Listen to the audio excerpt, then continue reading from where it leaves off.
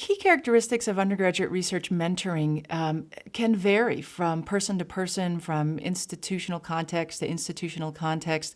I do think it takes a person who is willing to spend a lot of time and good energy with undergraduate students, though. I think they're a unique group of people, and so I think there has to be a kind of love for who they are as people at their developmental stages to really set the scene for that. I think it takes a fair amount of or perhaps a willingness to go into a situation of whatever the research question is that you don't know the answer to.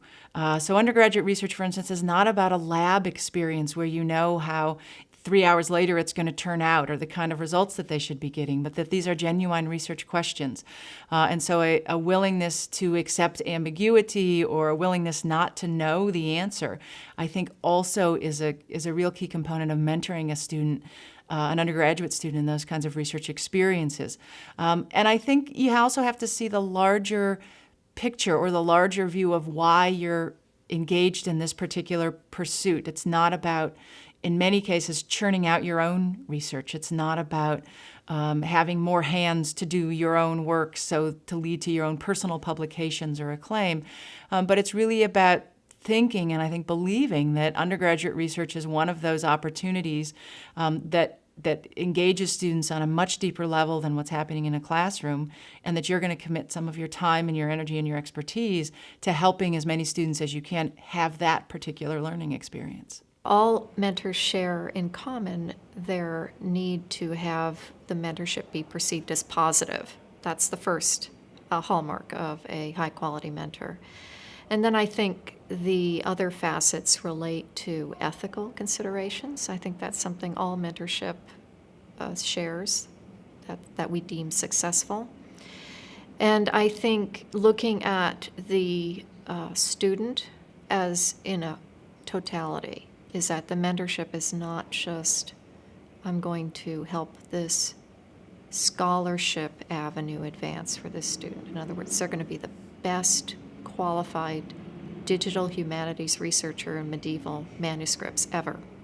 It's looking at what are the students' needs, what are their aspirations professionally, what sort of affect are you having in dealing with them? Are you dealing with them as in full knowledge of their context, of what they're bringing?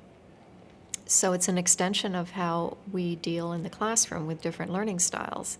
Mentorship is an extension of that. Those most effective mentors, going beyond teaching research practices, although that's, of course, very important, and really taking care in that student's whole development. As one student said, an effective mentor cares about my life after graduation. So there's a sense of investment in that student's development as a researcher, but also as someone who may have a career in the field or in something related, and how this experience is helping that student achieve his or her goal. Excellent, high-quality undergraduate research mentoring encompasses two broad areas. Number one is sort of the technical expertise in research specifically. So how do you get a student engaged and excited about research? How do you teach a student about the various elements of research and research methods? How do you help a student understand and see research from start to finish? That's sort of the research expertise piece. The other part is the psychosocial, emotional, relational part, and it's just as important. It's important not to forget that piece. So how do you encourage, engage, begin to treat a student a bit more like a junior colleague as he or she moves through the research experience? That relational, emotional piece, I think, is quite important, and I think has much to do with whether a student decides research is going to be something they want to continue to engage in long term. One of the most important things is a sustained relationship with a faculty mentor who has expertise in the area, and again, that can be broadly construed, expertise in methodologies that are similar, a content area, And when we say sustained, that also varies, but generally over months and if not years. And so what are the most important elements? We tend to think about mentoring, I think, with a couple of broad categories.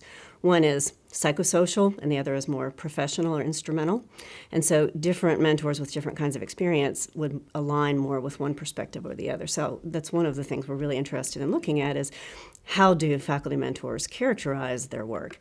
I would say probably the majority would talk about developing professional skills, helping students gain an identity in the profession. But others are also very focused on developing confidence and communication abilities. And so we see both as important, and perhaps over the student's trajectory, they change in importance. So maybe initially really developing those research skills, and then over time helping a student understand their own identity and where do they want to be, and how can we help you use research as a tool to develop your identity. Sort of a realization that some students are going to need a faculty member or a mentor who attends a little bit more to their psychosocial development. And for other students, that's not the need that they have, but is really more around their professional development or the intellectual skill development. And so I think flexibility, because we're going to get all sorts of students and they're not going to have the same kind of needs from the faculty. But I do think you need to be attentive to the fact that you're not just, say, if you're in the sciences training new scientists or in the humanities training a future English professor, that your role is broader than that. And so being aware of that, I think, is critical, and then being open to how you engage with students. I think also on the parallel is the ability to set some boundaries so the students know what they can expect from you, so that they have some clear realization of what, as your mentor, they can, I don't know, for lack of a better word, get out of you. What you can provide for them as a mentor, and where they may need to seek development from other important people on the campus, other faculty or people in other components of the campus life. Students of effective mentors know when they can get in touch with their mentor. I mean, some of the things might seem obvious, but students assure us that not all mentors make it this easy. One had said that, one of the students had said, for example, that she knows that if her mentor has scheduled an hour with her, that her mentor will be present for that hour physically and emotionally, that she knows that her mentor is a very busy person, but in that time in which that has been carved out for them to work on the research, she knows that she won't be rushed and she won't be feeling like she's distracting that mentor from something else. A further characteristic of high-quality undergraduate research mentoring is where there is a genuine sense of discovery for both the faculty member and the student member. And so it's not just about a piece of knowledge that the faculty member knows and setting up an experiment to just kind of prove that there's a sense that both the staff and the student members together are maybe advancing knowledge, but maybe just trying something out. And there's a change in the power relation, I think, when it's undergraduate research mentoring compared to when it's just supervision within a standard module or any other kind of normal teaching activity. There's something special about undergraduate research in that case. And so I think it can be hard to negotiate sometimes. That power balance can sometimes feel uncomfortable because it's different. But I think that's the thing that students enjoy, is the feeling of being empowered, that there is the potential for them to become an expert in an area. And I think that's why it's highly addictive as an activity for both staff and students.